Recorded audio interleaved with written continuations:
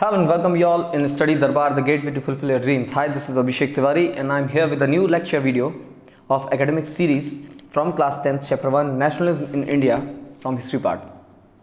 So before starting with this chapter, I would like to ask you to kindly subscribe this channel if yet not been subscribed, and do press the bell icon to get the latest information or notification from our channel. So, nationalism in India. We have to start this lecture. ये history का 10th class का 3rd chapter है. मैं पहला chapter कुछ समय बाद discuss करूंगा. तो नेशनलिज्म इन इंडिया पढ़ने का एक बहुत ज़रूरी पहलू ये भी है कि हमें इससे पता चलता है कि मॉडर्न इंडिया या हमें इंडिपेंडेंस कैसे मिली, हमने क्या क्या चीज़ें की. और ये एक बेसिक सी चीज़ है जो हर इंसान को पता होनी चाहिए. आप 10th क्लास में हैं, अगर 10th क्लास में इसे पढ़ रहे हैं तो आपने 8th क्लास में भी इसका एक बोल सकते हैं छोटे वे में इस चैप्टर को एक बार और पढ़ चुके हैं. और इसी चीज़ को बड़े वे में आप पढ़ोगे इन क्लास 11th और 12th, बेसिकली इन 12th क्लास. जो आपकी हिस्ट्री की 3 पार्ट है, 3 पार्ट में बुक्स बनी है, part 1, part 2, part 3. Part 3 is basically comprises of the modern history and post independence too. Independence के बाद की कहानी और इंडिपेंडेंस के पहले की कहानी वो सारी चीज़ उसमें डिटेल में पढ़ाई दी है. तो इस चैप्टर में बेसिकली हम पढ़ेंगे जब महात्मा गांधी जी भारत आए थे, सत्याग्रह, और यू कैन से जब फर्स्ट वर्ल्ड वॉर भारत में चल रहा था, भारत में in the sense all over world, और उसमें भारत का जो इम्पैक्ट था या इम्पैक्ट पढ़ा था, वो सारी चीज़ों से हम पढ़ेंगे. कब तक पढ़ेंगे? हम लोग क्विट इंडिया मूवमेंट के थोड़ा पहले तक पढ़ेंगे. You can say it as quit India तक मैं आपको थोड़ा सा एक्सप्लेन तो कर ही दूंगा. ठीक है. तो before starting with this chapter I would like to ask you the meaning of nationalism. Nationalism का मतलब ही क्या होता है? देश प्रेम लोग बोल देते हैं, लेकिन एक एग्जैक्ट वर्ड अगर आपसे कोई पूछे, एक एग्जैक्ट डेफिनेशन आपसे पूछे तो क्या बताएंगे? तो इसका मतलब होता है when you put your nation above your identity, your personal identity. जब आप अपने नेशन को अपनी पर्सनल आइडेंटिटी से ऊपर रखते हैं. यहाँ पर्सनल आइडेंटिटी का मतलब है जब आप अपने धर्म, आप अपनी जाति, आप अपने सेक्स, आप अपने नाम या आप अपने रीजन, इन सारी चीज़ के परे जब आप अपने देश को इंपॉर्टेंस देते हो, तब हम बोलते हैं you are feeling, you have the feeling towards the nation. This is the meaning of nationalism. Fine. तो इस चैप्टर में बेसिकली हमें पढ़ना है कि कैसे हमारे अंदर भारतीय जितने हैं उन सारों के अंदर कैसे नेशनलिज्म जनरेट हुआ, the feeling towards a nation. हमने कैसे अपने देश को सर्वोपरि रखा, सबसे ऊपर रखा. एंड जब तक आप ये नहीं सोचोगे you will not get the independence. आप कभी भी गुलामी से आज़ादी नहीं पा सकते. Do remember this thing. So introduction. Nationalism mean loyalty and devotion towards nation. In India, the growth of nationalist movement is connected to anti-colonial movement like non-cooperation movement and civil disobedience movement. जब हम बात करते हैं India में, तो India में कई सारे नेशनलिस्ट मूवमेंट हुए थे जो कनेक्टेड थे एंटी कॉलोनियल रूल से. जैसे movement like non cooperation movement.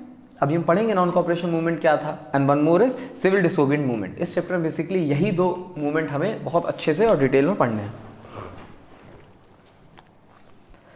It will help you to know how different social groups participated in this movement. In movements में कैसे different type of social groups में participate किया. This is also what we have to study in this chapter. First World War. आप सबको पता है first world war कब से कब तक था. भाई अलग अलग बुकों में अलग अलग चीज़ें दिखी रहती हैं. 1930 to 1918, 1914 to 1919, अलग अलग चीज़ें हैं. ठीक है. I have mentioned 1913 to 1918.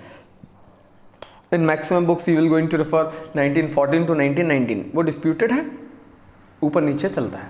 ठीक है. बट आप किसी परफेक्ट साइट से एक और बार दे सकते हैं. जब भी मैं पढ़ा रहा हूँ तो please do remember these things.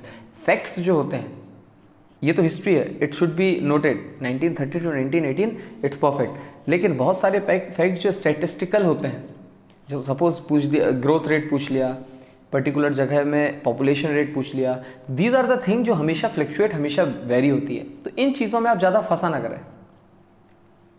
Getting? You should know the knowledge, you should have the knowledge regarding that particular topic. Regardless of the statistical value. लेकिन जब हिस्ट्री पढ़ते हैं तो कुछ डेट्स हमें इंपॉर्टेंट होती है, और डेट्स कभी भी स्टैटिस्टिक्स में नहीं आती, समझ रहे हैं? So the first world war played an important role in shaping India's freedom struggle and developing new model of struggle. Increase in defense expenditure due to war led to the increase in taxes, custom duties, prices, introduction of war loans. Through the war years, prices increased, doubling between 1913 to 1918, belonging to extreme hardship of the common people. In 1918 to 1919 and 1920 to 21, crop failed in many places of India, resulting in acute food shortage or food storage. It looks a heavy toll on life, created resentment among the people of India against the foreign rule. Basically, जब भी कभी किसी भी देश में war होता है, हम अभी वर्ल्ड वॉर की बात ना करें, हम नॉर्मल वॉर की बात करते हैं कि दो कंट्री के बीच में अगर लड़ाई हो गई तो हमेशा याद रखना उस देश की पीपल, उस देश की सिटीजन को बहुत सारी चीज़ों से सफ़र करना होता है।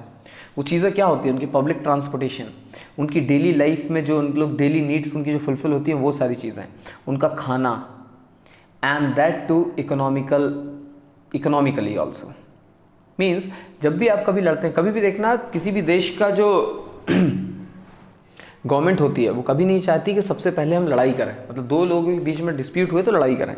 लड़ाई जो होती है, जो वॉर होता है, वो एक लास्ट ऑप्शन होता है। जब चीज़ें बातों से ना सुलझें तो हम वॉर करते हैं, समझ रहे हैं? वॉर के पक्ष में कभी भी जो इंटेलेक्चुअल पर्सन होता है वो कभी भी वॉर के पक्ष में नहीं होता। वॉर तभी होता है जब चीज़ें एक्सट्रीम पे पहुंच जाएं कि अब चीज़ें रिजेंबल, अब चीज़ें रिजॉल्व नहीं हो सकती, तभी वॉर होता है। एंड ड्यूरिंग वर्ल्ड वॉर पूरा का पूरा भारत जो था इससे सफ़र कर रहा था। Why? Because at that particular time, उस समय जब वर्ल्ड वॉर हुआ था, बेसिकली इट वॉज 1914 टू 1919, आप हमेशा से याद रखें, ठीक है? तो 1914 से 1919 तक जब हम पढ़ते हैं फर्स्ट वर्ल्ड वॉर, इस वॉर के समय हमारे यहाँ जो राज था वो किसका था? ब्रिटिशर्स का था। And we all know that time world power जो थी वो ब्रिटिशर्स थी, और British and its allies, British और ब्रिटिश अलाइज का मतलब उनके साथ जिन देशों ने पार्टिसिपेट किया था, एक पक्ष बनाया था, उन लोगों ने जब आक्रमण किया उन लोगों ने जब युद्ध कर रहे थे, तो दैट पर्टिकुलर टाइम जो भी चीज़ें चाहिए पड़ रही थी, चाहे वो डिफेंस से रिलेटेड हो, चाहे वो पैसा हो, चाहे वो क्रॉप हो, चाहे वो कोई सी भी चीज़ हो, वो सारी चीज़ की भरपाई करने के लिए भारत को भी उसका सहयोगी बनाया गया। क्यों? क्योंकि भारत पे जो आधिपत्य था उस समय किसका था? ब्रिटिशर्स का था। तो ब्रिटिशर्स चाहते थे कि ज़्यादा से ज़्यादा आर्मी में लोग रिक्रूट हों, और वो सारे लोग कहाँ से हों? हमारे इंडिया से हों, पहली चीज़। दूसरा, जब भी कभी वॉर होता तो मैंने क्या कहा, वहाँ की इकोनॉमिकल कंडीशन पर्टिकुलर देश की कमज़ोर होती है। तो इकोनॉमिकल कंडीशन कमज़ोर होगी तो आप पैसा किससे लोगे? आप पैसा जनरेट करते हो बाय टैक्सेशन सिस्टम। तो इन लोगों ने क्या किया, ब्रिटिश को पैसा ज़्यादा चाहिए था तो उन्होंने टैक्सेशन, हमारे जो इंडिया में टैक्सेस थे उनका बढ़ाना तय किया, कस्टम ड्यूटीज़ को बढ़ा दिया, प्राइजेज ऑफ द कमोडिटी बढ़ा दी गई, एंड इन लोगों ने क्या किया, वॉर के लिए लोन लेना स्टार्ट किया। ये सारी चीज़ें जब की तो हमने देखा भारत की जो स्टैटिस्टिकल, भारत की जो इकोनॉमिकल कंडीशन थी वो बहुत ज़्यादा वीक हो गई, ठीक है? अपार्ट फ्रॉम दैट, जब हम बात करते हैं वॉर के समय पे, जब 1918 से 1919 और 1920 से 1921, इन 2 साल जब हमने देखा कि क्रॉप फील्ड भी हुआ हमारे यहाँ इंडिया के कई सारे पार्ट्स में, जिसके कारण एक्यूट फूड स्टोरेज हुआ, बहुत ज़्यादा कमी हो गई जो हमारे यहाँ फूड स्टोर था, जिसके कारण हमारे यहाँ जो पीपल थे, हमारे यहाँ जो लोग थे, वो बहुत ज़्यादा नाराज़ हो गए थे। किनसे? With this Britishers, because they were not doing good for the people of India. कहते हैं ये सारी प्रॉब्लम जो इंडिया में चल रही थी, एट दैट टाइम एक व्यक्ति आया, we can say the people with the hope, जो हमारे भारत में हम बोल सकते हैं the real hero for the independence जो हमें आज मिली है। वो हीरो आया कब आया था? 9 जनवरी 1915, हमेशा ईयर याद रखना। 9 जनवरी 1915 एक हीरो आया जिसका नाम था मोहनदास करमचंद गांधी, ठीक है? ये कहाँ से आए थे? ये साउथ अफ्रीका से आए थे। साउथ अफ्रीका में ये मस्त एक हीरो एक रोल प्ले करके आए थे, जिसके कारण इनका बहुत बड़ा नाम वहाँ तो हो ही गया था। फिर ये भारत में आए, और भारत में आकर सिर्फ इन्होंने 1 साल घूमा था भारत। थोड़ा सा मैं महात्मा गांधी जी के बारे में बताऊंगा आपको, क्योंकि जनश्रुतियों के अनुसार कई लोग महात्मा गांधी जी को बहुत नेगेटिव पॉइंट लेके चलते हैं, क्योंकि चीज़ें लोगों को पता नहीं होती, चीज़ें लोगों ने सुनी है बस दूसरों से, और जो इनको सुनाते हैं उन्होंने भी दूसरों से सुनी है। तो जनश्रुतियाँ हैं जो कई बार बहुत गलत भी होती हैं। सो समथिंग मतलब little bit I am going to discuss with you about Shri Mohandas Karamchand Gandhi. इनका जन्म हुआ था 2 अक्टूबर 1969 को, 1869। कहाँ पर हुआ था? पोरबंदर। पोरबंदर कहाँ पे है? गुजरात में। ये जन्म से ये एक अच्छी लेविश फैमिली में जन्मे थे, जहाँ पे इनको कहा जाता था बचपन में इनका पढ़ाई में बहुत ज़्यादा मन लगता नहीं था, बहुत खेल कूद करते थे, बहुत उद्यमी थे, ठीक है। अच्छी फैमिली को बिलोंग करते थे, बहुत पैसे वाली फैमिली को बिलोंग करते थे। तो हमने देखा ये भाई पढ़े लिखने के बाद इनको बाहर भेजा गया पढ़ने के लिए। इन्होंने बाहर से पढ़ाई की, बैरिस्टर की, ये बैरिस्टर साहब बन गया। बैरिस्टर बनने के बाद ये भारत फिर लौटे। जब भारत लौटे तो इनमें जो कॉन्फिडेंस लेवल था वो बहुत ज़्यादा अच्छा नहीं था। पढ़ाई हमने बहुत अच्छी की नहीं ना, क्यों पढ़ाई क्यों नहीं की भाई? हमारे पास बहुत पैसा है, आप देखते हो। Some people use to involve in study, some people do not. तो ये पढ़ाई में बहुत ज़्यादा अच्छे नहीं थे, लेकिन बैरिस्टर की पढ़ाई करके आए हैं तो भारत में काम तो करेंगे। इनके पापा का नाम बहुत ज़्यादा नाम ऊंचा था। जब हमने देखा ये भारत में आए, इन्होंने गुजरात में सबसे पहले प्रैक्टिस स्टार्ट की, और गुजरात में ये कहा जाता है मुश्किल से बामुश्किल एक आध केस जीतेंगे, नहीं तो एक भी केस जीतते नहीं थे, बिल्कुल केस नहीं जीते। दान इनको पिताजी ने इनको मुंबई भेज दिया, चलो यार तुम यहाँ नाक कटवा चुके हो, मुंबई भेजते हैं। मुंबई गए, मुंबई में भी एक भी केस नहीं जीते। देन सडनली महात्मा गांधी जी के एक फ्रेंड, महात्मा गांधी जी के पिताजी के एक फ्रेंड रहते थे, कहाँ पर? साउथ अफ्रीका में। तो करमचंद गांधी इनके पिताजी का नाम था। तो जो इनके पिताजी रहते थे, उन पिताजी के फ्रेंड सेठ साहब जो कहाँ पे रहते थे? South Africa. उन्होंने बोला कि मुझे एक वकील चाहिए है मेरा केस लड़ने के लिए। तो इनके पिताजी ने सोचा यार मेरा बेटा यहाँ तो नाक कटवा ही रहा है, क्यों ना इसे हम कहाँ भेज दें? साउथ अफ्रीका भेज दें, वहाँ शायद कुछ अच्छा कर दे। तो इनको साउथ अफ्रीका भेज दिया गया। साउथ अफ्रीका जब इनको भेजा, ये साउथ अफ्रीका गए। साउथ अफ्रीका जब गए तो एक ट्रेन में सफ़र कर रहे थे। ट्रेन का किस्सा बहुत इंपॉर्टेंट है, इससे बहुत सारी चीज़ें महात्मा गांधी जी के व्यक्तित्व के बारे में आपको पता चलेंगी। जब ये ट्रेन से सफ़र कर रहे थे तो ट्रेन में जब वो बैठे तो फर्स्ट क्लास का टिकट लेके बैठे थे। वो टिकट उन्होंने कहाँ से मंगवाई थी? डायरेक्ट पोस्टल ऑर्डर से। मतलब वो टिकट काउंटर पे जाके टिकट नहीं ली थी, पोस्टल ऑर्डर से, मनी ऑर्डर से मंगवा ली थी। उनके पास टिकट आ गई। फर्स्ट क्लास की टिकट लेकर जब ये बैठे तो ही बिलोंग्स टू इंडिया, तो साउथ अफ्रीका गए थे। तो वहाँ पर जो कुछ गोरे लोग का मेरा मतलब है जो whole African country, south Africa की जब पूरी सोसाइटी की बात में करते हैं, सोशल जब वहाँ पे स्ट्रक्चर की बात करते हैं, तो whole society is divided into two groups. एक होता था वाइट्स, एक होता था ब्लैक्स। जो वाइट्स होते थे वो सारे लोग होते थे those who belongs to Britishers, USA. इन सारे लोगों को कहा जाता था whites. Their racist terms to be a white people. जो अफ्रीकन पीपल थे उन्हें कहा जाता था ब्लैक्स। एंड जो इंडिया के पीपल थे, we can say from the Asian region, उन्हें कहा जाता था ब्राउन।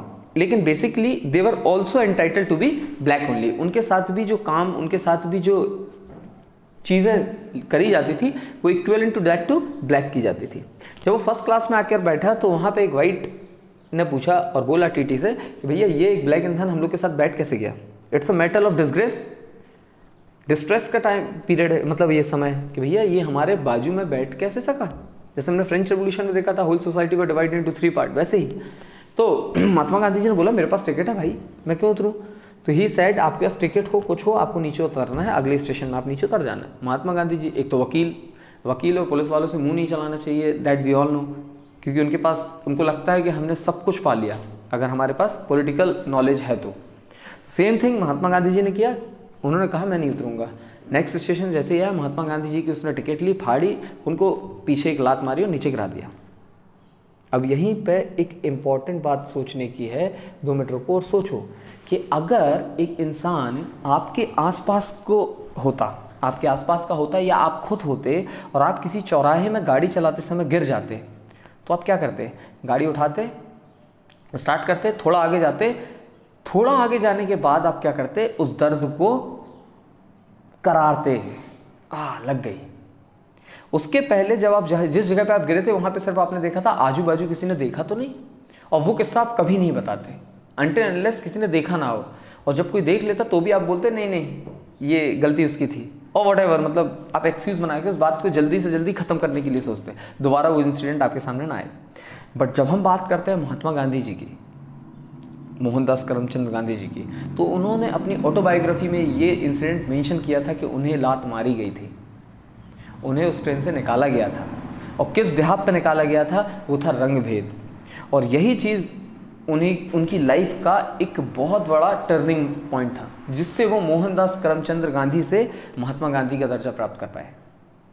करेक्ट। तो उन्होंने फिर किया क्या, फिर उन्होंने वो केस तो गया अलग असाइड, उस केस के बाद उन्होंने सोचना चालू किया कि भाई ये सब हुआ क्यों और ये सब चीज़ें यहाँ चल क्यों रही हैं, इसको एलिमिनेट कैसे किया जाए। तो कहा जाता है उन्होंने बहुत सारी बुक पढ़ी थी, उनकी एक मेन बुक में कहा जाता है उन्होंने एक गीता पढ़ी थी कई बार, भगवत गीता, जो हर स्टूडेंट को पढ़नी ही चाहिए। फाइन। और ये कई सारी कंट्रीज़ में हमने देखा, यूएसए जैसी कंट्रीज़ में उन्होंने अपनी कोर्स बुक में ये इंक्लूड किए, हमें भी हमारे देश में इंक्लूड करनी चाहिए। अपार्ट फ्रॉम दैट, सो महात्मा गांधी जी ने फिर क्या किया, कई साल तक मतलब वहाँ पे बहुत सारे मूवमेंट्स किए। एक वर्ड था द आइडिया ऑफ सत्याग्रह, वो महात्मा गांधी जी सबसे पहले कहाँ पे उन्होंने किया था, साउथ अफ्रीका में इंट्रोड्यूस किया था। फिर उन्होंने एक आश्रम भी बनवाया वहाँ पे। दैन वो बहुत सारा लड़े, रंग भेद, that is the same the इसको एक और वर्ड क्या बोलता है, ब्लैक्स एंड वाइट, वो नाम अभी याद नहीं आ रहा, अगर आ जाता तो मैं बताऊंगा। फाइन। तो ये इन चीज़ों से उन्होंने लड़ना चालू किया एंड फाइनली वहाँ पे बहुत हद तक ब्लैक्स एंड वाइट के बीच का जो डिस्क्रिमिनेशन था उसको ख़त्म करने के बाद ही केम टू इन इंडिया, वो वापस से भारत आए। लेकिन अब जब वो इंसान भारत आया तो वो इंसान नहीं था जो इंडिया से साउथ अफ्रीका वो केस लड़ने गया था। अब जो इंसान आया, अब जो व्यक्तित्व आया, वो बिल्कुल अलग इंसान था। फाइन। एक intellectual person, knowledgeable with intelligence, political values, जिससे सारी चीज़ें पता है। ठीक है। जब वो भारत आया 1915 में, तो एक साल तक कहा जाता है कि उन्होंने पूरे भारत को भ्रमण किया था, क्योंकि जब वो गए थे यहाँ से तब उनका देखने का नज़रिया, उनका परसेप्शन अलग था। And now his perception is drastically changed. अब जब वो भारत को देख रहा है तो वो अलग दृष्टिकोण से देख रहे हैं। फाइन। तो महात्मा गांधी जी जैसे ही भारत आए, उसके बाद उन्होंने इंडिया में भी कोशिश की to implement the idea of satyagraha. How, कैसे, वो सारी चीज़ें पढ़ेंगे। सत्याग्रह का मतलब होता है to fight against non violence और टू फाइट अगेंस्ट वायलेंस, सच्चाई के लिए आग्रह करना, इसको कहा जाता है सत्याग्रह। सत्य के लिए आग्रह करना विदाउट वायलेंस, वायलेंस के बिना अपनी चीज़ों को सामने रखना, सत्य को सामने रखना और उसके लिए आग्रह करना, इसको कहा जाता है सत्याग्रह। सत्याग्रह emphasize the power of truth and the need of search of truth and the need to search for the truth. It suggested that if the cause was true, if the struggle was against injustice, then physical force was not necessary to fight the oppressor. क्या कहा था उन्होंने, अगर cause, जिस कारण सच्चा हो और स्ट्रगल अगर इनजस्टिस के अगेंस्ट हो, तो फिजिकल फोर्स मतलब वायलेंस ज़रूरी नहीं है सामने वाले से लड़ने के लिए। फिजिकल लड़ाई, मार धाड़ जरूरी नहीं होता कि आप सामने वाले से लड़ो इन चीज़ों से। Getting? Without seeking vengeance or being aggressive, the Satyagrahi could win the battle with through non-violence. आप क्या कर सकते हो, विदाउट बीइंग एग्रेसिव, बिना किसी गुस्से में, आक्रोश में आके आप इन सारे लोगों से लड़ सकते हो नॉन वायलेंस के through. Mahatma Gandhi believed this dharma of non violence could unite all Indians. Mahatma Gandhi ने एक और चीज़ से सोची कि ये जो चीज़ है सत्याग्रह, इससे नॉन वायलेंस के थ्रू जो हम कर रहे हैं, इससे पूरा का पूरा भारत एक भी हो सकता है। तो सबसे पहले भारत में क्या चीज़ उन्होंने की, unite people of the country. सबसे पहले आपको ज़रूरत होती है बाहर वालों से, अगर आपको लड़ना है, बाहर वालों से अगर आपको जीत चाहिए, तो सबसे पहले एक बहुत इंपॉर्टेंट चीज़ होती है कि आप लोग सब एक हो, आपकी थिंकिंग एक हो। All should same, all should feel same. और यहाँ पे उन्हें हमारे देश से निकालना है, तो सबके अंदर फीलिंग होनी चाहिए of nationalism for the nation. Satyagraha movement by Gandhi ji. Satyagraha movements, we'll going to talk about this chapter in the next video. Because अभी मैंने देखा टाइम अप्रॉक्स 20 मिनट का हो गया, तो वीडियो बहुत लंबे हो जाते हैं तो लोगों को मज़ा नहीं आता, स्पेशली इन क्लास 10th। जब हम बात करते हैं कॉम्पिटिटिव एग्जाम्स तो पीरियड तो 2-2 घंटे 3-3 घंटे भी अगर बैठ के कोई पढ़ा दे तो अच्छा लगता है लेकिन जब हम बात करते हैं academics section that is from 7th 8th 9th 10th 11th 12th, तो बच्चे ज़्यादा देर तक क्लास में बैठे तो बोर हो जाते हैं। सो आई डू अंडरस्टैंड, जितना मैंने पढ़ाया उसको रिवाइज़ करें, कोशिश करें अगर आपके पास जो वो कभी इस क्वारंटाइन में हो और इसमें अगर ये चैप्टर हो तो उसको एक बार रीड आउट करें। अगर नहीं है तो ये जो PDF, ये जो स्लाइड्स मैं आपको बता रहा हूँ, इन स्लाइड्स से आप उनको पढ़ें। Till then revise the topic and be you. Thank you.